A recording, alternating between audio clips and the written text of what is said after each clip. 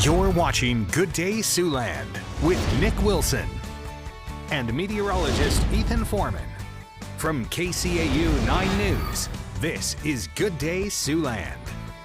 Good morning. It's 6:45 on this Wednesday morning. I'm Nick Wilson. And I'm Ethan Foreman. And how are we looking out there today? Yeah, definitely going to be seeing some rain for some of us later today. Not everybody going to see a good amount of rain from this, but some areas will get more than others, particularly to the east.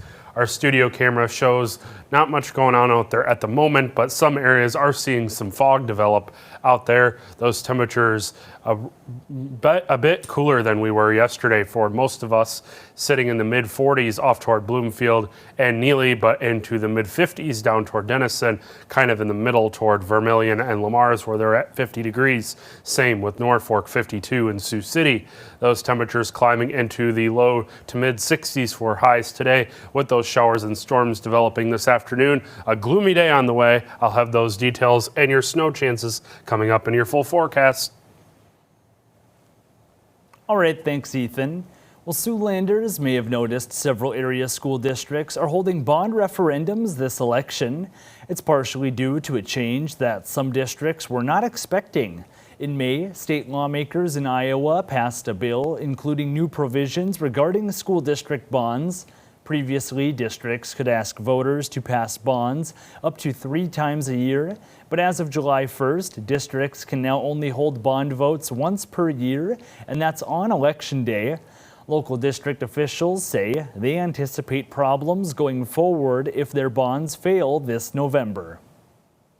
If the bond fails, then you're going to wait another year, and then you're going to get less project for the, that same amount of money. Let's say half of these schools do pass their bond issues. What does that do to the cost of materials? Because cost is controlled by supply and demand. What does that do to contractors?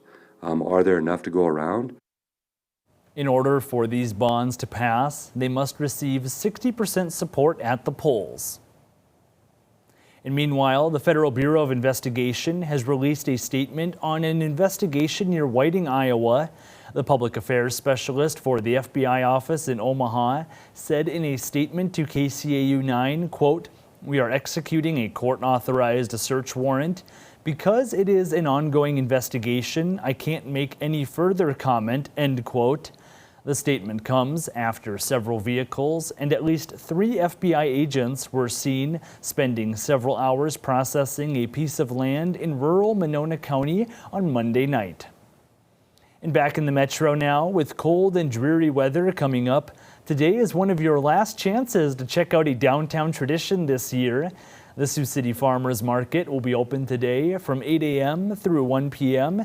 in the Tyson Event Center suite parking lot off of Triview Avenue and Pearl Street. It's the last time it'll be open on a Wednesday for this year. If you can't make it today, the only other chance you'll have will be this Saturday, also from 8 a.m. to 1 p.m. After that, the market will be closed for the season and will return next spring. Well, if you're looking for more fall-themed activities, you can head over to the South Sioux City Public Library this evening for their Haunted Library event. From 4:30 to 6:30 later today, the library will have a light and fun atmosphere for young kids and those who aren't a fan of the spooky stuff. Beginning at 6 and running through 7, they'll offer a lights-off, scarier experience too. And there will also be games, activities, and snacks available throughout the evening. Well, now it's time to meet today's Stray of the Day, and it's still Waiting Wednesday. That's when we feature a pet at Sioux City Animal Adoption and Rescue who's been waiting quite some time to find a forever home. That's absolutely right, and this is Roscoe, a 1 to 2 year old male German short hair pointer that weighs about 70 pounds. He was originally adopted from the shelter but had to be returned after it turns out he doesn't like cats. He does, however, like dogs and other people, knows his basic commands, and would make a great hunting dog. Roscoe is available for adoption now. If you've lost your pet, looking to adopt, or you'd like to sponsor a pet for adoption, you can visit the rescue's website. That's at SiouxCityAnimalRescue.com. And we love featuring our stray of the day, but with Halloween coming up, we'd love to shine the spotlight on your furry friends too with our KCAU-9 Halloween Pet Picks contest. That's right. This entry is titled Bats and Cats and came with the caption, Luna's feeling batty this Halloween season. If you'd like to join in on the Halloween fun, there's still time to enter until noon today. You can enter by going to siouxlandproud.com and click on Halloween Pet Picks Contest under the Contest tab. A lot of fun times this year for pets to dress up in Halloween costumes.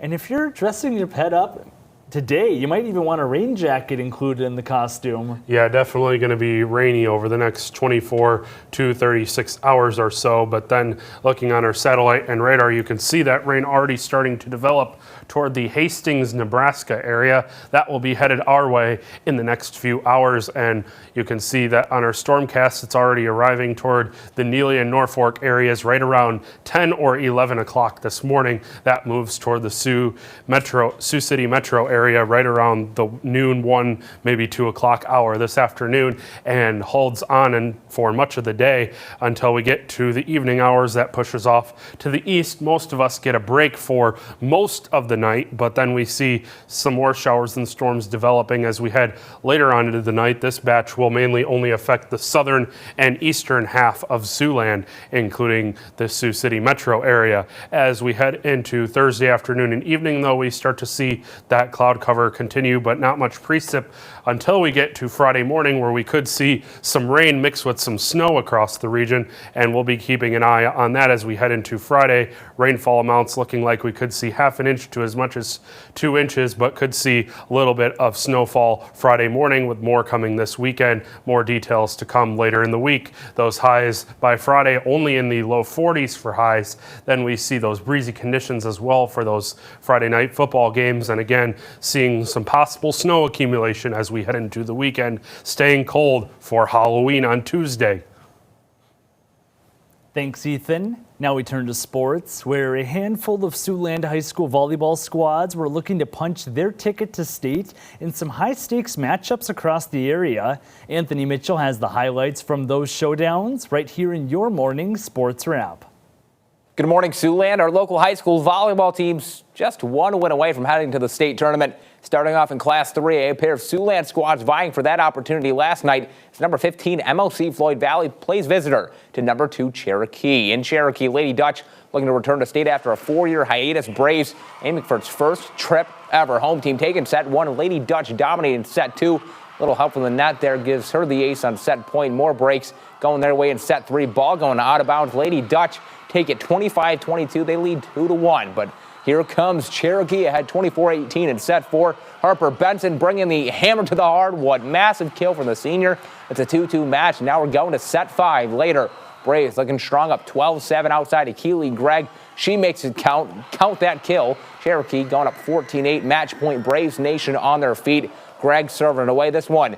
No response. Cherokee standing tall in a 5-set thriller over the Lady Dutch, 3-2. The Braves punched their first ticket to state in program history. A team of grit who simply got the job done. It's just like crazy. We made history at Cherokee, and I mean, all of our work paid off. We've been working since June, and I'm just super proud of us and super excited to see how we do at state. It's something that has been in the forefront the entire season. Since the first day of preseason in August, that was the number 1 on the list, and here we are. Kind of mind-blowing. You know, all these girls are amazing, so just since this is the first time, it's mind-blowing. We all just play as one unit, and if, like, we talk, we do everything we're supposed to do, we are unstoppable. Another local team looking to book its spot to state. Western Christian Wolfpack taking on Forest City up 2-0 in set 3. Home team taking control, setting up Shayna Van Dyken for the kill. The senior pacing the Wolfpack. They're up 13-7. Student section getting some lifts in. Western Christian keeping it going. Right back to Van Dyken. Van Dyken delivers. Defending Class 2A champs and fleeing the lead to double digits. A big run ignited and hold with Eddie Vantol dropping the hammer. 19-8 Western Christian. Crowd getting loud and on its feet. 24-10 Scarlett Winterfeld scoring the biggest point of the match. Wolfpack win the regional title, heading back to the state tournament with a 3-0 sweep over Forest City. Certainly plenty of action in Class 3A, but we also have some Siouxland representation in Class 4A. Bishop Heelan in the regional final. They're on the road at Lewis Central. Crusaders with a chance to go to state. First set, Titans taking the early lead here at home. Senior Anna Strohmeyer rising up for the big block. Talk about a rejection. This one going back and forth. Set point. This one for Bishop Heelan. It's Malaya Hacker. We've talked about her all year long. There for the kill. Crusaders take set 1, 25-21. Lewis Central control the second set. Maddie Roenfeld with a set point kill. That would help seal the deal on this one. Lewis Central defeats Bishop Heelan 3-1. Crusaders' mission to return to state stops one match short. Now for a look at the remaining regional volleyball action involving our local teams last night. The Black Raiders of Sioux East High fell to Joaquin Northwest 3-zip. East High season ends in the Class 5A Region 3 title game, and the MRAC champs end the year with a 23-13 overall record. And that'll be all for sports. Have a good day, Siouxland. Now let's take a look at this morning's top stories, what you need to know before you go. The Woodbury County Board of Supervisors is now looking for an attorney to represent them in regards to the county's new law enforcement center and jail. The move comes after weeks of discussions from the board about multiple issues with the new law enforcement center, including construction delays. The attorney for the LEC Authority has told the board they cannot represent both the authority and the board at the same time. Chairman Matthew Ung says they will likely need to rely on the county attorney's office for recommendations when it comes to litigation options. County Attorney James Loomis told the board they should seek outside legal representation.